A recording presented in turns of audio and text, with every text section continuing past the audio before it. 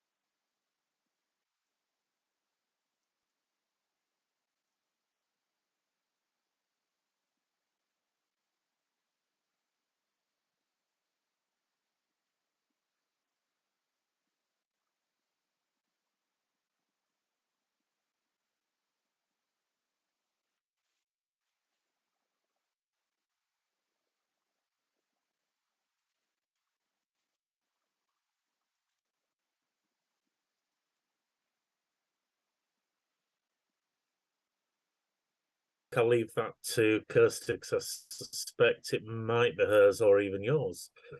But apart from that, I think my moment of the week is not a particularly good one, but it's there's all this No one can hear us, guys. Sorry. YouTube and Facebook are both saying they can't hear us. No sound. I'm sorry to interrupt. I'm not muted. I'm not muted. No, I don't think we're not all muted. There's a technical issue. Sorry, Mark. Oh, can people hear us now? Can you hear me now? I've just had a message to say people Can can you hear me hear us, now? but I don't know. I'm calling too, because Oh my I've had gosh. technical difficulties as well. They can I hear you us. all. It is now. Brilliant. Yay. I am so upset. I was so looking forward to singing everything this week, and apparently the computer has decided otherwise. What we're doing at the moment, people, is I'm introducing my guests and asking them their moments of the week. So we'll start that again. Neil, the amazing Neil. I was so proud of you on Saturday. I was just proud to know you. I was there listening to this person speaking, and there in the background there's this figure crawling around, taking photographs from all different angles. And I thought, I know that man. I just know the photographer. It was so exciting. Neil, moment of your week. Yeah, my moment of the week is finding out that a billionaire struggling at the bottom of the Atlantic Ocean. In my opinion, there's a few more of them that could do with being stranded at the bottom of the Atlantic Ocean. Maybe the world might work a little bit better. But this morning I was watching breakfast television. I'm not going to name that. I'm not going to name it, but we're on ITV. They had a lot of focus on it, talking about the billionaire. They didn't talk about anybody else. There's 4 other people trapped in that submarine. But yeah, they were digging out all kinds of marine experts, submarine experts. They talk about what it must be like for them. But yeah, last week over 800 refugees drowned in the Mediterranean, and there was no big analysis of that. It was okay, yeah, move on. 1 billionaire versus 800 refugees. I'm sorry it's not a good one, but I think that comparison needs to be pointed out. Yeah. I mean, the thing is that sort of one feels for the panic that they'll be feeling down there at the bottom of the ocean. There's no chance of them being found, and your heart goes out to them. But you're absolutely right. We're not equal even in death. Thank you very much indeed. Got to do something about that. My next guest is the amazing Kirsty Smith. Kirsty, what was your moment of the week? I was so proud to meet you on Saturday, and just to have such a huge socialist think tank presence there. We must have been about 1% of the people at the meeting. It was lovely to see you, to have a big hug. And I said to you, didn't I? You're so tall, because I'm so used to just seeing you from shoulder upwards. I wasn't expecting you to be so tall. It was lovely. I had a lovely hug with you, John. It was lovely to see you. What was your moment of the week, Kirsty? It's got to be Orgreave. I absolutely loved every second on it, from the minute we left to the minute that we got back. It was fabulous seeing just fabulous activists that I've known online for quite a while, and it was a good chance to meet up with them face to face and give them. There was lots of hugs on Saturday on my behalf. Anyway, I think the old minders know how to party, though. I was absolutely as rough as a badger's backside on Sunday when I got up. They can put some away, and that's just the women. So it was absolutely fabulous. I will definitely plug Matt Stone and Morag Livingstone, I think it is. Neil will correct me if I'm wrong. Brought out, yeah, that's the one. Brought out a book called The Charge. Matt Foot, sorry. It's Matt Foot, Morag Livingston. That's the one. Called The Charge. Help me, Neil. What's it called? The Charge. How police. I can't remember the rest of the title. How police protest or something, isn't it? But it's absolutely a brilliant book. I finished it in 2 days, so I would highly recommend that as well. Thank you very much, Kirsty. Yes, it was.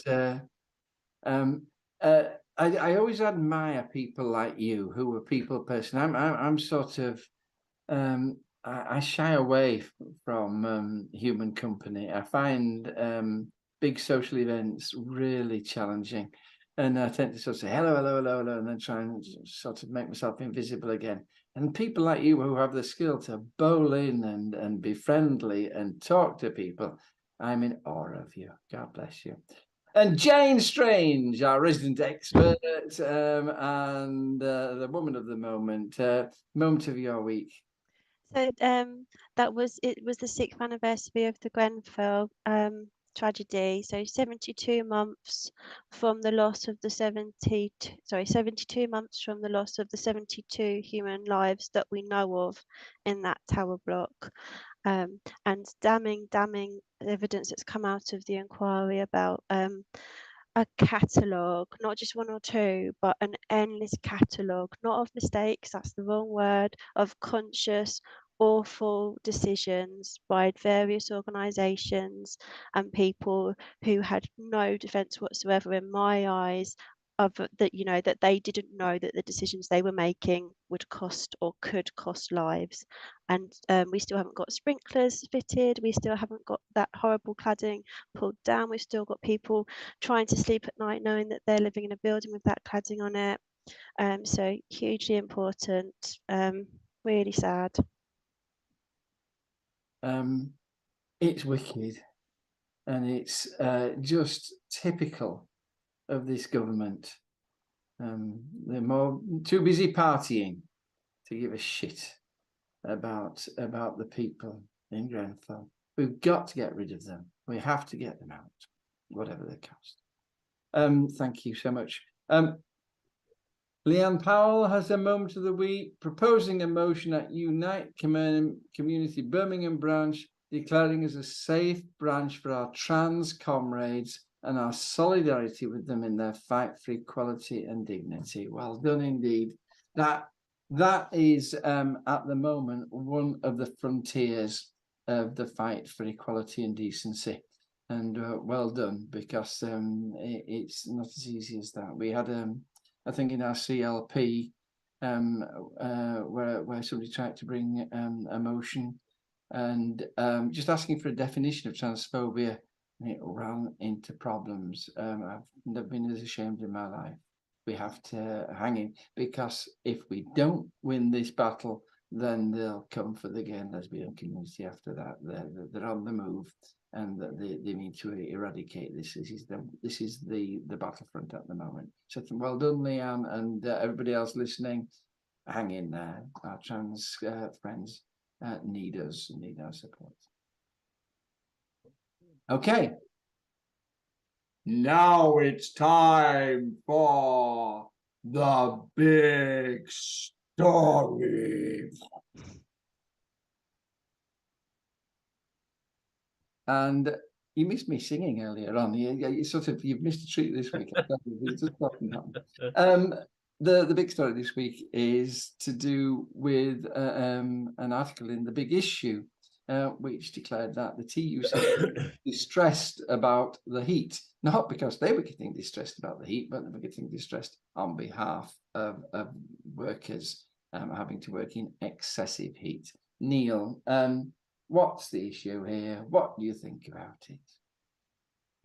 Yeah, so the TUC have proposed new legislation regarding working in extreme heat in the workplace, because it might surprise some people to know there is no legislation, there is no laws in place to prevent your employers making you work literally in sweatshop conditions in terms of heat. There are laws for minimum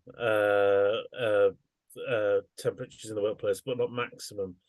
Now, as part of this, the TUC is saying, well, actually, we need legislation so that, you know, when people are taken ill, they're faint, and, you know, stuff like that, like sometimes people do in heat hot conditions, action can be taken, particularly from the HSE, the Health Safety Executive. And I was reading the case that the TUC put out for this, and they put examples of where people have had to deal with people fainting in the workplace, and what you can do, such as moving to somewhere where you're not in direct sunlight. Employers can take reasonable steps, etc., but it needs to be backed up in law. And the thing is, I think it's a bit silly, if I'm honest with you, for this one. I think the TUC have picked up on on not a particular big issue, because excuse me. I don't know why I'm putting my hand over my mouth to cough on. I'm here on my own, but anyway. But no, so the TUC want the legislation so that they can take action. But the reality is, Health and Safety Executive, which has been stripped to the bone, it's been gutted out by this government over the past 12 years, barely investigates anything that's put before them. You know, when I worked for my previous employer, I was the health and safety rep as part of for my union. And I've got to be honest with you, I reported the employer twice to HSE regarding COVID breaches, and not once did they investigate, even though a senior manager had put the welfare of children at risk. They weren't prepared to investigate. So they talk about the legislation. But what's the point of having a legislation if it's not going to be enforced anyway? Now, and all of that's what I don't think the legislation is specifically needed, because all an employer has to do is to show they've taken reasonable steps that, to try to address the situation, such as putting blinds up if needs be, you know, allowing better ventilation if possible, all that kind of thing, which I think I'd like to think most employers would do, but probably most of them don't in reality. But what a lot of people don't realise, there's two issues. First of all, there's something the TUC put in their case for this, which I thought made a lot of sense, which was, if somebody faints in the workplace, or they have a headache or nausea or something like that, that's often related to heat stress, it's not recorded in the accident book. So because it's not been recorded in the accident book, you can't show there is actually a problem. But it's also difficult to show that issues cause a result of heat stress. It's difficult to prove it's as a direct result of the heat. It can be other health issues as well that's caused that, or underlying health issues that's then made it worse. But the second point is this: not a lot of people realise there is already various pieces of legislation that you can use. The main one, of course, is Section 44 of the Employment Rights Act, which actually what that states is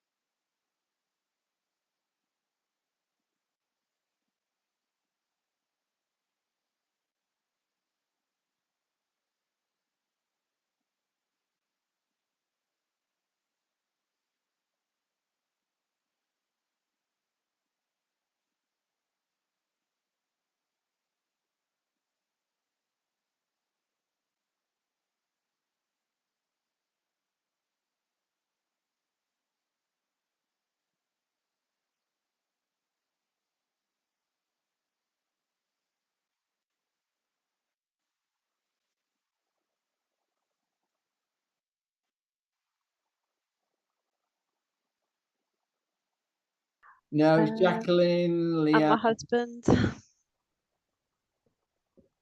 Oh dear, poor Mark. so. How far did I get before people couldn't hear me? I don't know if they can hear again yet, but I'm not. I I'm don't not know sure. whether we're okay. We're back. Right, Neil, start again from your second point, which I thought was really quite interesting. If what yes, oh, now Neil's frozen. Neil, Oh dear, technology is not on our side today, is it? we'll wait till Neil's back. Oh, we're back now. Neil, start again from your second point, which was if you think that you're working in a place which is dangerous. Yeah. So if you believe that your working conditions are unsafe, you have the right under Section 44 of the Employment Rights Act to withdraw to a place of safety. Now, I'll just go through this because this is very important. Should you do this, it doesn't mean you can go home. It means you go to a place of safety. So, for example, if the machine's not working, then you go and do another task. Maybe work on another machine if that's safe and you're trained, etc. Or go to the canteen. It doesn't mean you can go home. And should you be dismissed for that, for refusing to carry out the work, etc., you have protections under Section 100 of the Employment Rights Act. Now, there's another key piece here of information here as well. It's best to do that collectively. Join a union and do it with your colleagues. Because that makes a case far more stronger than just one person doing it. Because if you believe you're not safe and you go out, say to the shadier side of the building, so you're a bit cooler, and your other colleagues stay in the office. Your employer can say, well, actually, nobody else felt like that, so therefore you're on your own. Therefore, you don't get those protections. It's highly important. So the legislation's already there, that could be adapted to use for this. But don't forget, we're a country as well that doesn't really deal with extremes weather pretty good. I mean, when we get snow and ice, how many people go out and buy winter tires, for example? Not many. So, but yeah, so employers aren't going to go out and spend, tens, hundreds of thousands of pounds for something that's only going to last a couple of weeks. So, there's far bigger issues that TUC could be dealing with and pushing legislation for. But I don't think this is it. I think it's actually quite silly, in my opinion. But I mean, one of the things I was reading, Neil, was that that makes it difficult to pass legislation is that different work environments have a different maximum temperature. It's sort of almost, it isn't one size fits all on this. No, it depends on the type of work you do as well. So, for example, if you do more manual work, then it's a much lower temperature. Say, for example, 16 degrees, whereas an office is 20 degrees. But of course, different workplaces have. This is why it's guidance, and I don't really see. To be honest, I honestly believe the TUC are trying to show that they're still relevant by coming out with this silly piece of thing. And I think the TUC could be doing a lot better and doing a lot more than what they do. I think actually I think we've actually given them far too much credit by actually giving them the big news story on this. I think, I think there are issues with workplaces being too hot and people being uncomfortable, but the guidance is already there, and it's down to joining unions, having health and safety reps who can put the case forward. So, well, actually, we don't need to be sat there wearing shirt, tie, and jacket. Let's relax the dress code for a bit. Let's buy some fans. Let's do things. So there are reasonable things that can be put forward through a union collectively. And I don't. It's something that I just don't think legislation. I think I don't. The legislation is already there, as I've said, under Section 44, can be adapted to this. But yeah, because it's not been reported in accident books, you can't show that it's a problem. So I think Neil, you're raising amazing points there, and sort of I'm glad we talked about it. Sort of, unless it's recorded as an accident, it's not going to be dealt with. Yeah. I agree with you. It's an issue for the HSE more than for legislation, and a toothless HSE is worthless. I think the thing that you told us about your rights at work was absolutely vital. But the key thing is join a union, because this is the kind. And to be fair to the TUC, I don't think they've raised it this year as an issue. They raised this last year, sort of during that long heat wave, if you remember. And that's when they raised the problems of working temperatures. And when we had this little mini heat wave last week, the big issue picked it up from the year previously. Okay. And mentioned the TUC. Kirsty, sort of when the TUC last year asked for people who were having problem with, and I noticed that Leanne's partner works in a factory making windows in unbearable heat. Of course, the bosses sit there in their cool offices. Yeah.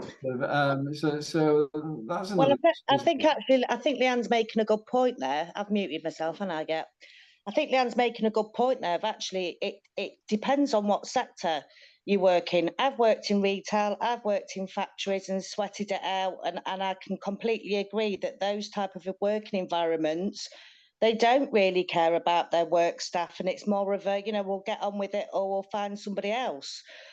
When I've worked in other sectors, more public sectors, that they can't do enough to keep you cool. I had a fabulous job where if the temperature got to a certain amount, our boss used to send us home to remote work from home because it was too hot in the office. So I think she's making a cracking point there of it depends what sector that you are working in. And I do think when you've got, and this is no disrespect, low skilled, I don't believe that at all, but this is how we describe those jobs. I don't think they're low, and it's hard graft.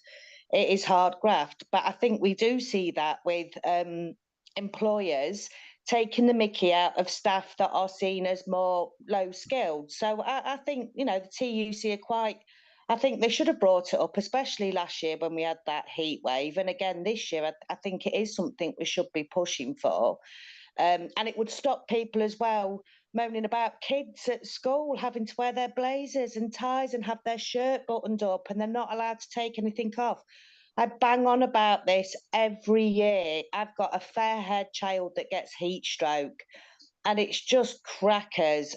And like, Leanne says there, the teachers are floating around in their nice, light jackets and their shorts and what have you. Meanwhile, the kids are sweating it out in a full, uniform. So I think, I don't know whether or not we're getting hotter summers. It seems to me, maybe it's just because I'm getting a bit old now, but it seems to me that we are getting longer summers and hotter summers. And if this is going to be a trend with climate change and stuff like that, maybe we need to be looking at the structures of our business with aircon and stuff like that, and also uniforms, and making summer uniforms as well as winter uniforms. You see a lot of people in shops, don't you, that got the little gilets and the little fleeces for winters and what have you. Maybe we need to be looking at that of summer uniform for staff. I really appreciate what you're saying about the need to for employers to realise that the best way to get work out of your workers is to make their job as easy as possible. Yeah, look after them. Look after your workers, and that's when you get loyalty, and that's when you get commitment and hard work. And if you're, I mean, I used to teach on the sunny side of the school, and Neil's absolutely right. Nobody was going to pay for the blinds to keep me and my class cool in summer, and with glass on the entire wall, you just disappeared into grease spots. And sort of, but when you look after your staff, you get the best out of them. Jane, looking at, I mean, Neil raised the wider role of the TUC. I mean, how effective sort of is the TUC spread too thin? These TUC's recommendations were made last year. They've been just totally ignored. I mean, is the TUC a toothless organisation? Well, I'd like to say that it's not, but I don't feel that I can when you look at the anti-union laws that we have in this country, and the more recent ones passed only in the last year. I think what I'd say about the TUC is that when I first thought about the TUC for this evening, I thought, I don't really know much about them. And I'd say I'm quite politically engaged. I've been a member of a union for quite a few years. I know that the TUC exists, but I don't really know much about them. I wouldn't know where to start in describing them, you know, before reading up about it.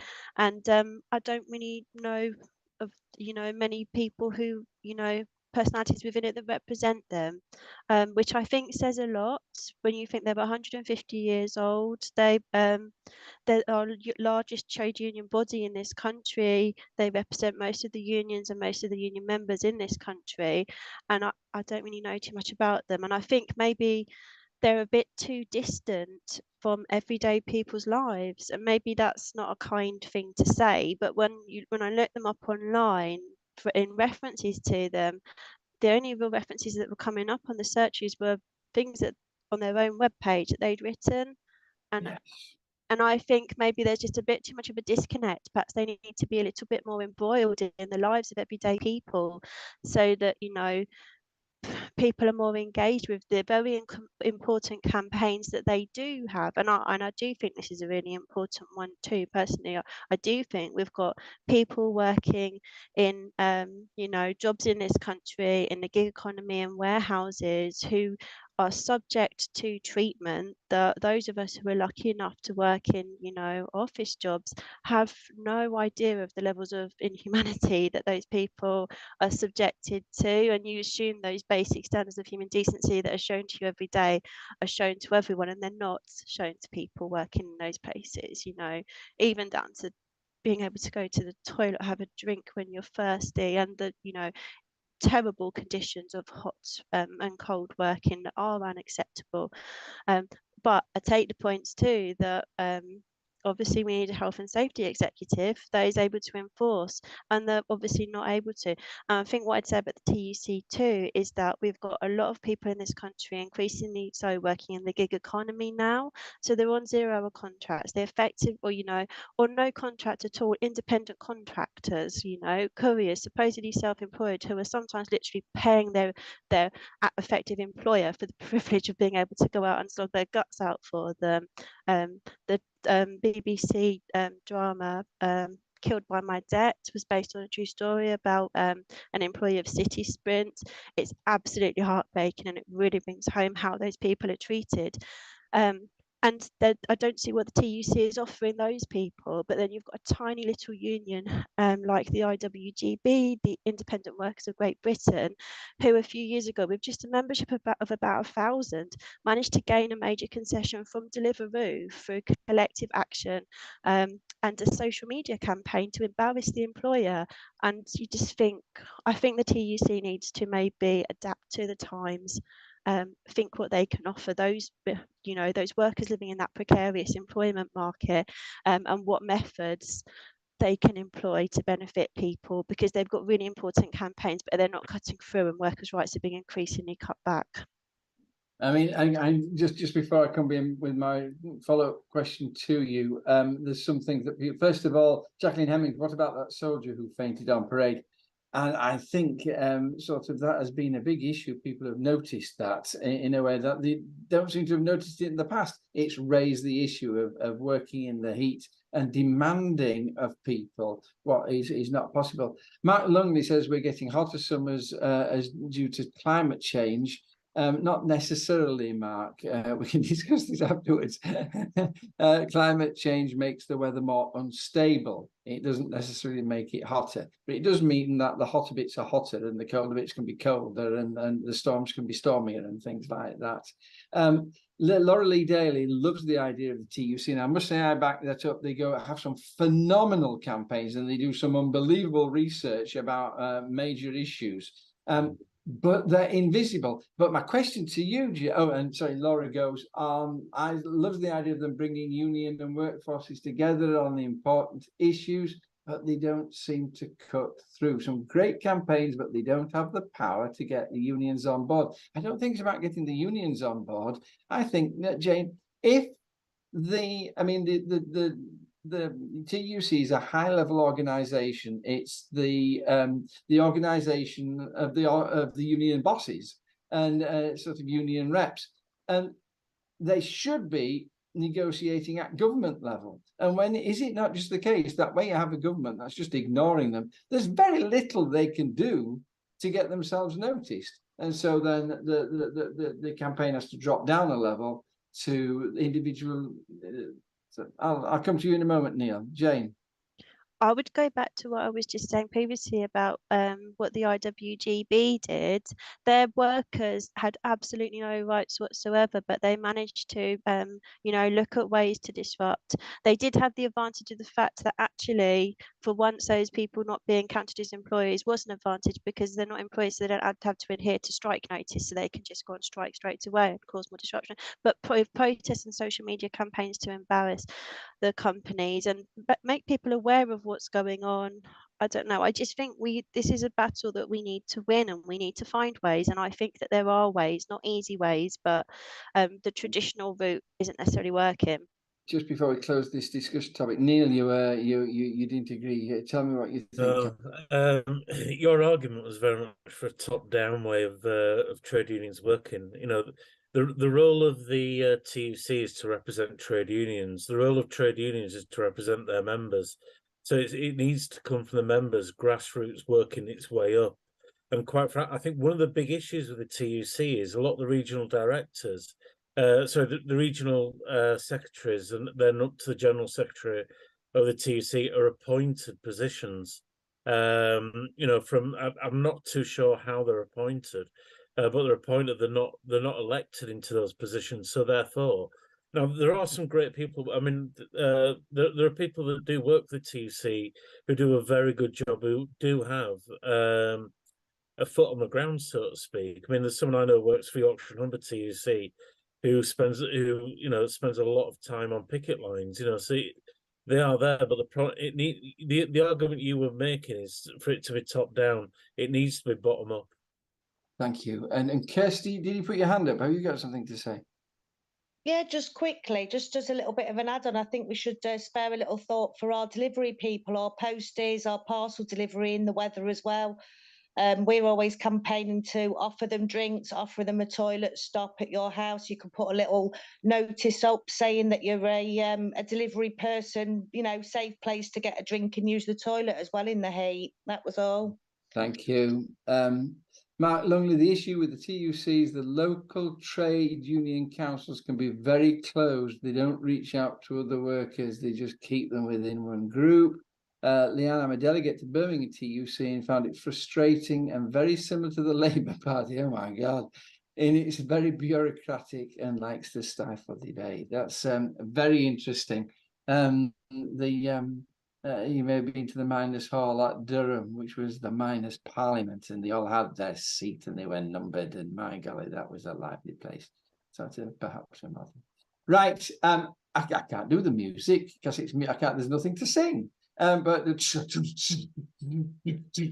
we're moving on. Are you okay there, John?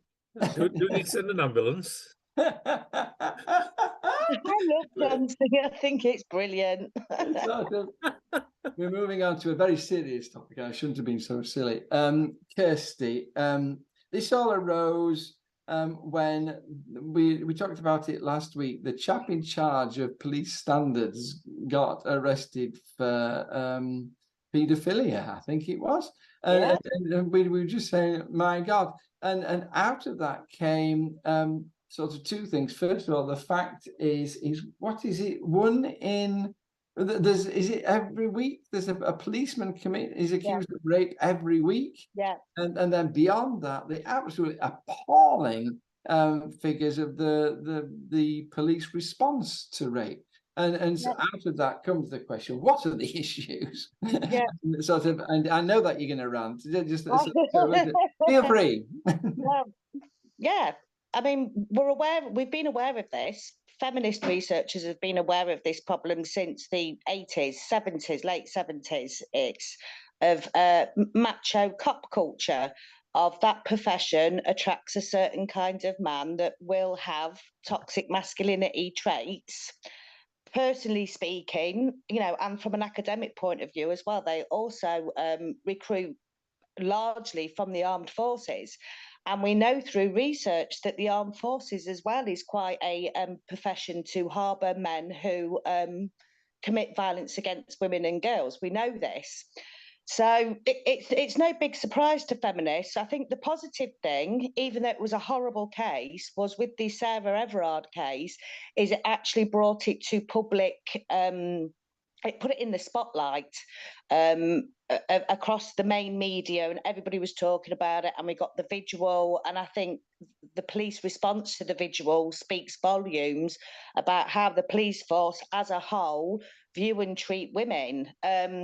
So getting back to the main story, I mean, it was Michael Lockwood, who's the man from IOPC, which is the independent commissioners.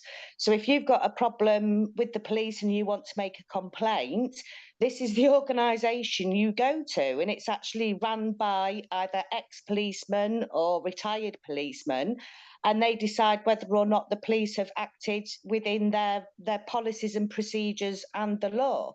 So the scary thing is we've had this guy that's been done for 6 counts of rape and 6 counts of indecent assault and 3 of rape, and that included children as well, who's actually been sitting on the board of a very, very important organisation that's meant to oversee what the police are doing.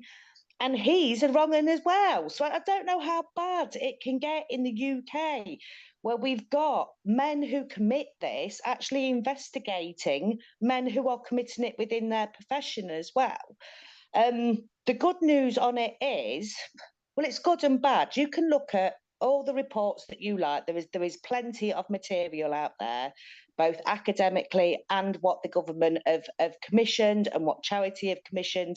And we've known about this. The government have known that this is a problem. They've got a problem with recruitment and actually like DBS checking. And I think we've spoke about this before, that if you're working with vulnerable people, you get DBS checked and that will show your criminal record. In some cases, police are allowed onto the police force, even if they've got criminal records for things like domestic violence. And that links into the fact that our laws have been so slow as well. It was legal to rape your wife up until 1992, 1993. So realistically, we could have men in the police force who were raping their wife through the 80s and early 90s, still in the police force with that misogynistic, sexist, wrong and vibe about them. I can't think of the word for it. That are actually, not on the radar, that they're not even being checked. And what the government are doing is they've known about this for decades now, and instead of putting in policies and procedures which would help vet these people before they even got into the workplace, they've dragged their feet on it.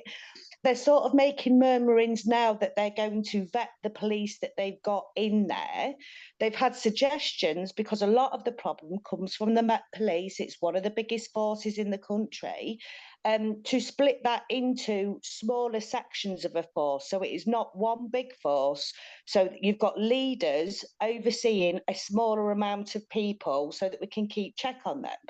as one feminist says, they're hiding in plain sight within the police force. There's a lot of power there, which we saw with the Sarah Everett case. If she trusted him, there's some brilliant academic work out there in sort of the early 2000s. Feminists were saying we don't know enough about the police force to be able to say what the answer is going to be. We've now got a lot of that. I would recommend a brilliant book by Jess Taylor called Why Women Get Blamed for Everything. And she did some quantitative research where she actually surveyed policemen and professionals that work within this sector. And she concluded from that the high percentage of them actually believed rape myths. They believed that it was what the women was wearing or where they were, or that they were asking for it by that, what they behaved. So it's not just a structural change of how our police forces are set up with leadership and the size of them. It's the cultural changes that we need as well. So one of the key examples was we need to get more women in there. You know, if we get more women into the police force, this will help neutralise this toxic masculinity. And what we're finding is that women police officers are being sexually assaulted, sexually harassed and raped within the police force that they're serving in, or they'll actually take on that toxic masculinity persona so that they're one of the boys, because we know that the police force stick together.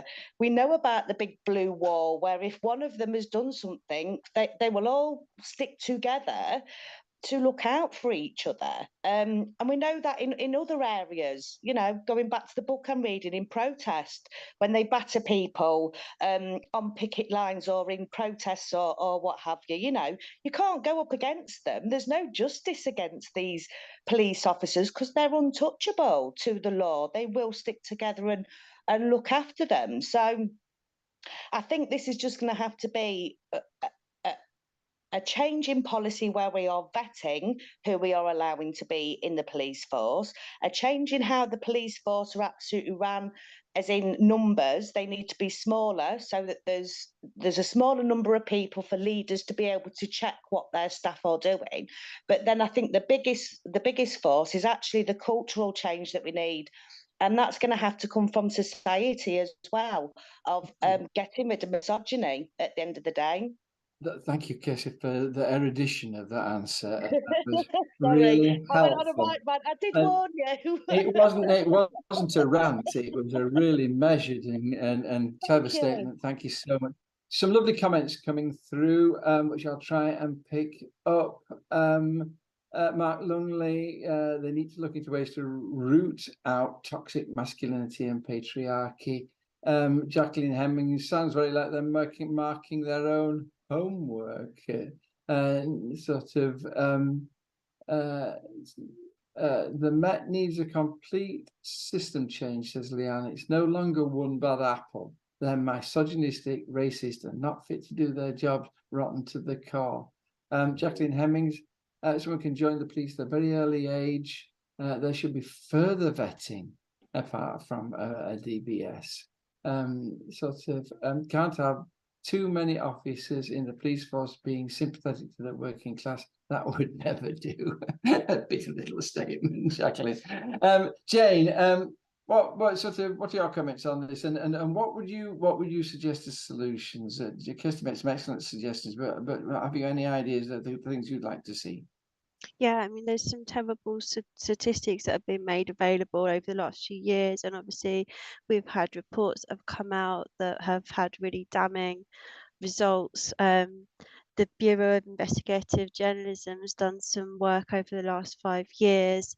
They've found that 375 police staff have been reported for domestic abuse in the last 2 years, and that more than 3/4 of those are still working for the police. And then similarly, in terms of accusations of sexual assault in the last 5 years, 500 accusations against police officers, 10 convictions.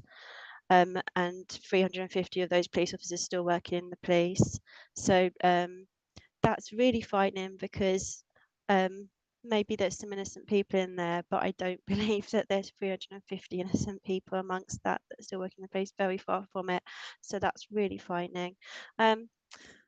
So I think background checks, obviously, there's a new documentary on Channel 5 that came out last week. It's called Wayne Couzens Killer in Plain Sight. So I watched it, and it's not some sort of, you know, it's horrible to see that man's face, but it's not just about him. They spoke to lots of victims of police violence, people who had known Wayne Couzens and been subjected to horrific incidents by him in the past. They spoke to some of the survivors of David Carrick, who was sentenced recently for 24 counts of rape and sexual offences against 12 women whilst he was a serving Met officer. And one of the ex-police officers on there was saying that due to the austerity cuts, directly due to that, background checks have been cut and aren't always happening. And I know one of the recent reports revealed, was it of 700, they reviewed 700 recruitments, and of that, was it 200 or 300 of those they said should absolutely not have been employed if those background checks had been done, which is terrifying. You know, that's nearly half of the candidates shouldn't be there because they've done something so terrible.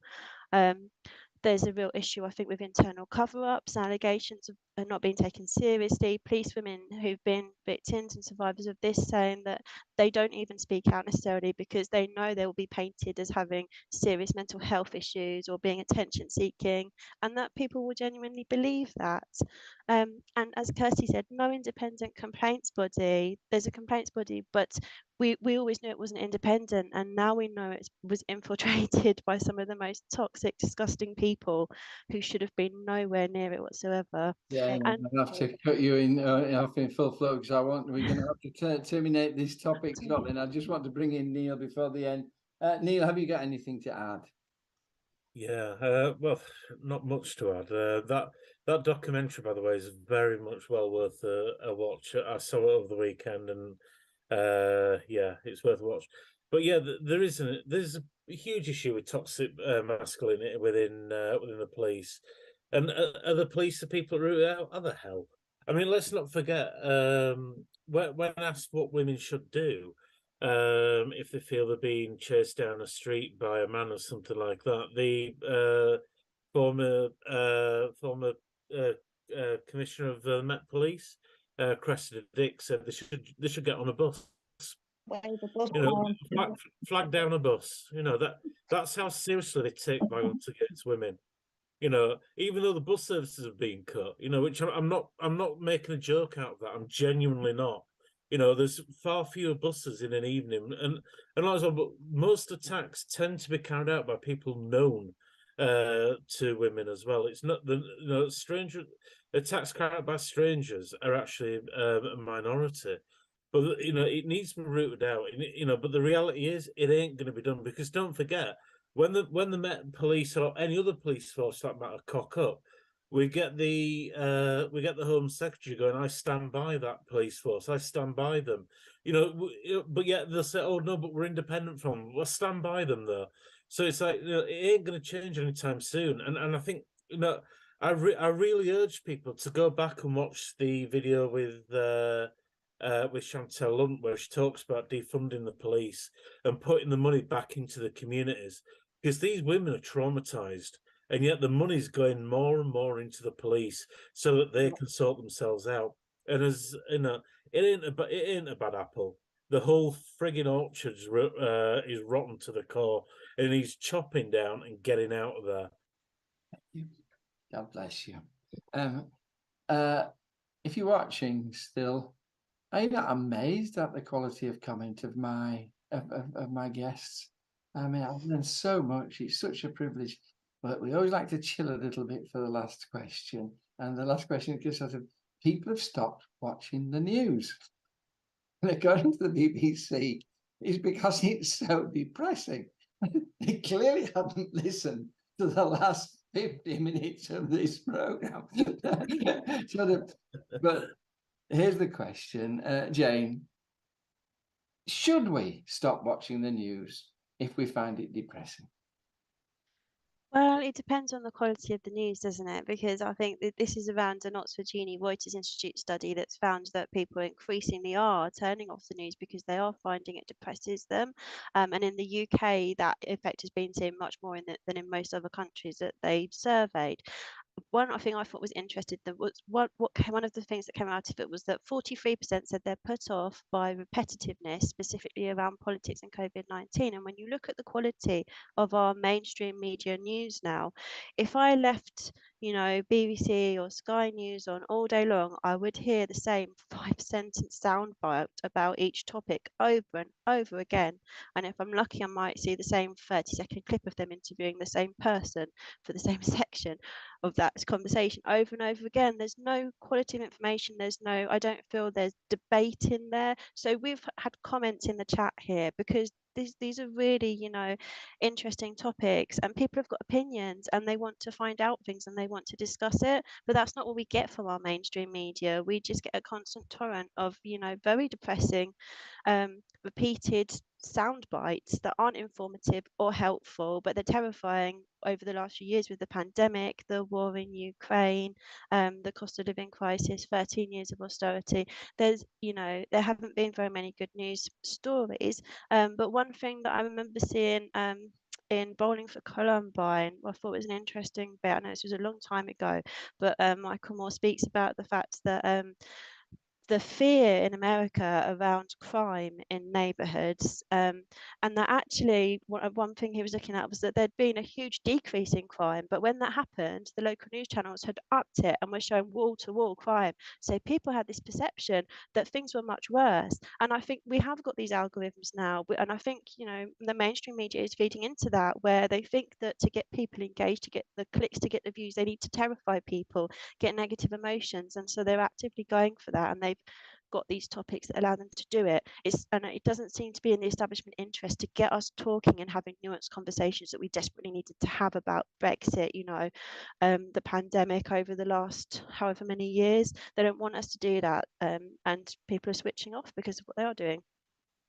Very, very briefly, Jane. We're told that TikTok is taking over. People are getting their news from TikTok and Twitter, not from the mainstream media. Briefly, good thing or a bad thing? Possibly a good thing, but there's bad elements to it too. Nothing's that simple. Why? Explain a bit more. So I'd say that I get a lot of my news now from Twitter, because on Twitter I can look up alternative media sources that I trust and I feel will tell me a really informative, nuanced story and give me the opportunity to learn and understand.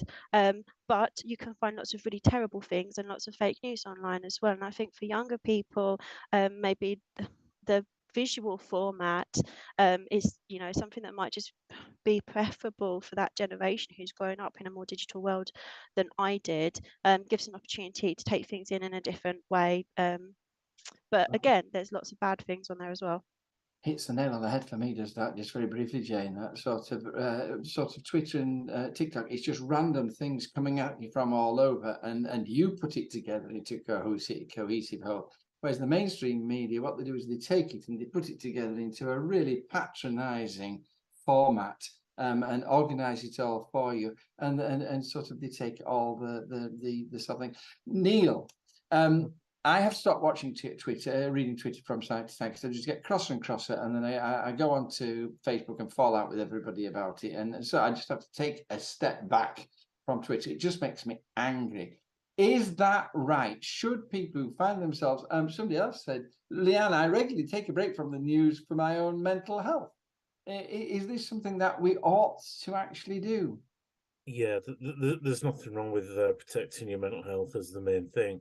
The key thing is about, are you informed? That's the key thing. I mean, it used to be the case where what used to happen with the news, the news would give you a factual summary of what the main events in the day was, and you would then go and form an emotional response to that, and go and tell your friends and things like that.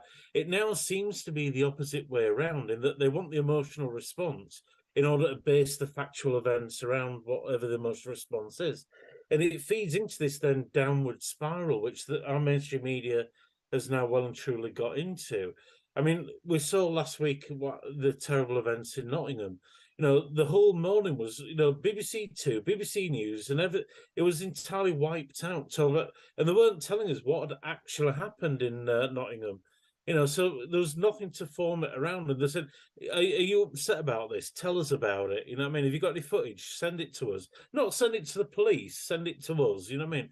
Because the media loves this ghoulish. I find that ghoulish. Who is a tragedy? We'll just go and milk it for viewers. And it feeds into this whole thing of, because we have rolling news as well. And I think that needs to be got rid of. We don't need 24 hours rolling news. We need to get rid of it, because what the problem is with that is that they have to have breaking news, so that what's happening now? And not much is actually happening. For example, the Prime Minister's about to speak. So for half an hour, they'll show you an empty podium with nobody there. We're just going to cut back to it now. Yeah, there's nothing happening. Cut back to it when he's bloody in the room. You know what I mean? It's like, it's this whole thing. But do you know what? Nothing wrong with switching off the news. I do it every now and again. I have weekends where I just absolutely, I don't even put on social media. I just, let things go for a weekend just so that I can refresh. But there's something far better they can watch with news. Watch the news. I'll give you a clue, and this is for you, Kirsty. There you go. There you go. Kirsty, I'm going to move on very quickly. He didn't having a train model. I told you had a train model. Is it a new one or your old one? Ladies and gentlemen, this is Mallard, the world's fastest steam. I've lost control here. Kirsty, is there something bigger here? Is this not a symptom of the fact that our world is becoming more and more dystopian? Are people turning up on the news because the world is just becoming a horrible place? Yeah, they don't want to know. And I think people are wising up to the fact that the media just tells us what they want us to know and what they want us to focus on. And I think Neil makes a good point of what are they, they're getting us all to focus on this. Well, what are they distracting us from? What more important things are going on in the background while they're distracting us from it? I don't have a normal TV in my house. I don't do normal news. I get my news online from Twitter, etc. Sorry, I'm moaning. Sorry. But I do think we need to know about these bad things. But it's that dooming, as Jane said, that dooming and what have you. But this all links into capitalism. If they keep us scared in our house, we're going to be buying more locks, more CCTV, more cameras for our cars, more bolts for our doors and things like that. So we've got to look that fear sells as well. And Kirsty will put up with a more autocratic state. Yes, exactly, John. The loss of freedom is worth the safety from danger. Exactly. An illusion. No, it's an illusion of safety. It's about placating the middle classes. Thank you. Wow. Oh, it is difficult shutting them up at times, people.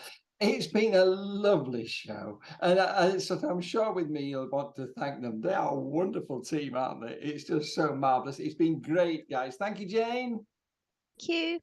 Thank you, Neil. Thank you, John. But it's you that puts it all together. Yeah, struggles to control you all. Goodbye, Kirsty. Bye, John. Thank you. Everybody, I've got to do the bit myself tonight. Don't remember Socialist Think Tank. You go onto the Facebook page, and then you'll be able to go onto the website, and you'll be able to buy some of the sort of things that they have for sale there. You'll be able to give a small donation. This is really independent news media that we're involved in here, and sort of voices that you wouldn't normally hear. It's so important. We owe everything to Paul and Laura Daly, who are the foundation. I have to thank Mark Lungley, who has stepped up and nobly run the show from the Midlands. We couldn't do it without him. God bless you. Bye-bye to my team, and stay safe and don't have nightmares. God bless you all. Bye-bye.